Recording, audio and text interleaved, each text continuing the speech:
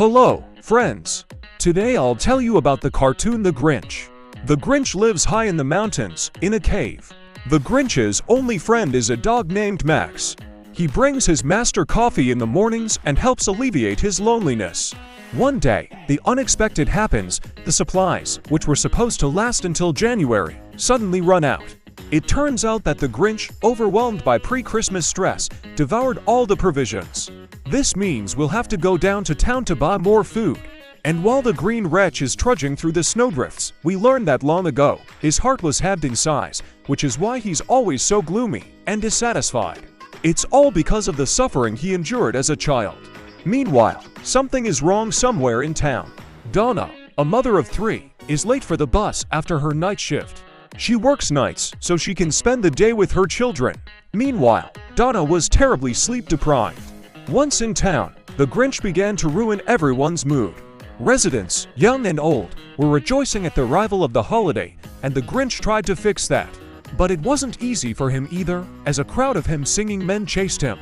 To Zelenolitsov's ears, the sounds were more terrifying than the creaking of unlubricated gears.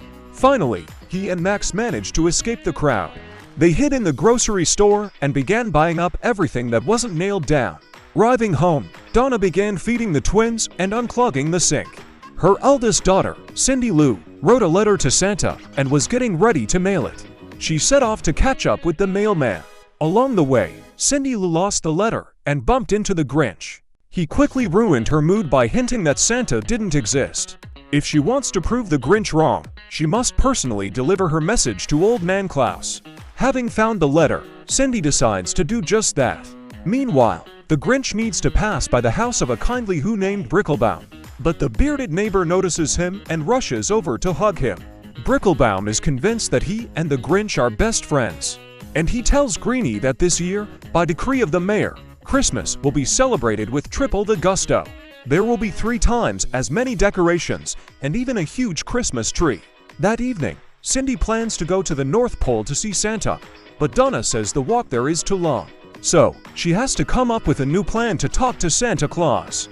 She decides to set a trap and catch Klaus when he brings presents. The next morning, the Grinch and Max were trying to occupy themselves when suddenly their cave shook and a huge Christmas tree appeared outside. It was being taken to the town of Bricklebaum. The tree was truly enormous, which frightened the Grinch. Some townspeople brought homemade ornaments to decorate the tree. Cindy met her friend in the square and invited him over to discuss their plan to catch Santa Claus. The girl wants to speak to him in person to put in a good word for her mother. Cindy Lou sees how Donna is struggling to provide for her family and raise her children. She needs help, and Cindy believes Santa can make her wish come true. When the Christmas tree in the town square was decorated, the Who's were preparing to light the lights, and the Grinch was about to stop them. He prepared a huge catapult, but didn't have time to use it. The catapult rolled, knocking the Grinch off a cliff and landing right on the Christmas tree. He got tangled up in the decorations and pressed the button to turn on the lights. His evil plan was foiled, and he found himself in a crowd of happy Who's. At that moment, childhood memories came flooding back. He lived in an orphanage and never knew the joy of Christmas. He felt terribly lonely at that time. His heart was withering, making him bitter and gloomy. Eventually, the Grinch went to live in a cave to avoid seeing the townspeople's happy faces. Coming home after the Christmas tree fiasco, the Grinch decided to ruin the holiday for all the Who's. He would steal Christmas from them, and then no one will sing carols or give gifts anymore. And to do that, he needs to become the antithesis of Santa Claus. But first, he needs to learn the intricacies of this holiday wizard's work. The Grinch reads a Christmas book and discovers that Santa wears a red and white suit and rides on reindeer. While the Grinch prepares to steal the holidays, Cindy gathers her friends and begins crafting and then testing a trap for Klaus. Everything works perfectly, and the girl is confident she'll catch the old man and ask him to grant her wish for her mother. The Grinch begins collecting Santa paraphernalia from the reindeer. He uses rock to lure these noble creatures, but only a lone goat, braying obnoxiously, responds to his call. The goat follows the Grinch and Max, but Greenface chases him away. Then he finds a deer pasture, but the goat appears again and scares them away. Only one fat deer remains in the pasture, which the Grinch catches. Although, who caught whom is a very big question. Having secured the horned one, the Grinch goes to Bricklebaum to steal his sleigh. The bearded man placed it on the roof, as if Santa Claus were parked there. As the theft began, Bricklebaum's dog intervened and nearly ruined the whole thing. The Grinch finally managed to steal the sleigh and returned home satisfied. He was about to go to bed, but the reindeer and Max wanted to lie down with him. He had to give in, because they had such pitying looks on their faces. In the morning, the Grinch transforms Max into a reconnaissance drone and sends him flying over the city. He needs to know the exact number of houses and residents. Then he can perform complex calculations and figure out how long it will take to fly around all the houses and steal the holiday paraphernalia. The reconnaissance mission went almost according to plan, but at the crucial moment, Max got carried away with sausages and nearly crashed the aircraft. Having completed his calculations, the Grinch decides to test the modified sleigh. He harnesses a reindeer he names Fred and sets off to tear through the mountain slopes. Suddenly, Fred's wife appears with the baby, and the Grinch decides to let it go. He doesn't want to hold the deer against its will. He returns to his cave and begins devising various ways to break into the Who's homes. Meanwhile, he plans to harness Max to the sleigh. As preparations near the end, the Grinch sews a Santa suit and gives himself a gray beard. On Christmas Eve, Cindy goes to bed determined to catch Santa Claus.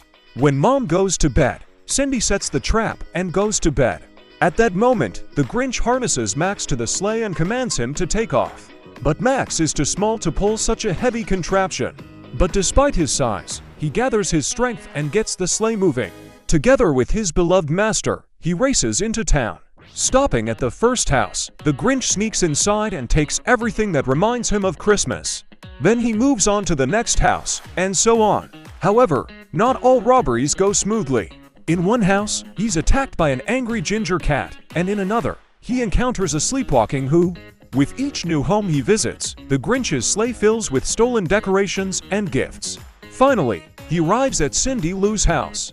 After looting it, the Grinch notices some cookies and decides to have a last treat.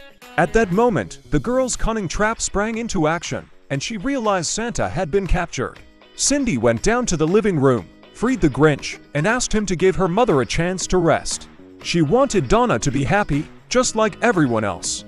After all, that's what Christmas is for, to make people happy. The Grinch is surprised by her request. He always thought Christmas was a holiday of bright and irritating paraphernalia, but Cindy opened his eyes. Despite this, he sent the girl to bed and then completed his evil deed. All the houses in some town were stripped of their decorations and gifts. Returning to his cave, the Grinch couldn't forget Cindy's words about the holiday. He began to doubt whether he'd really done the right thing by depriving the Who's of their fun. Cindy got out of bed the next morning and realized she'd ruined everyone's Christmas. She assumed her actions had caused Santa to take the decorations and presents. He might have been upset that Cindy had trapped him. However, her mother convinced the girl that it wasn't her fault, and the holiday wasn't about presents at all. The Grinch dragged sleigh and the presents up the highest mountain to throw them down.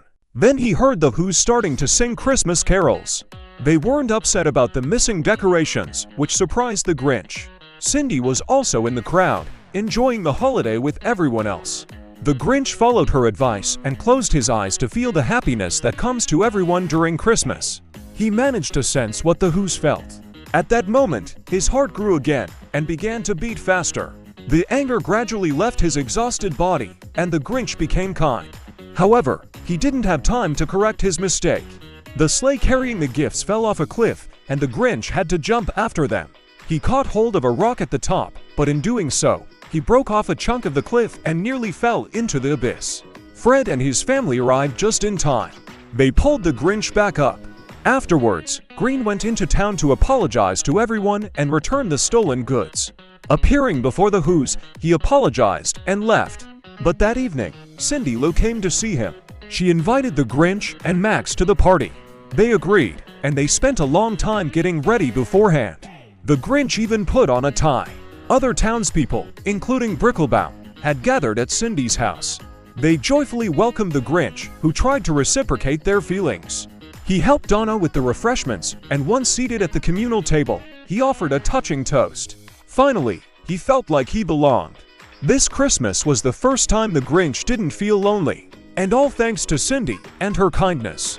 Since then, the Grinch, Donna, and Cindy Lou have become friends.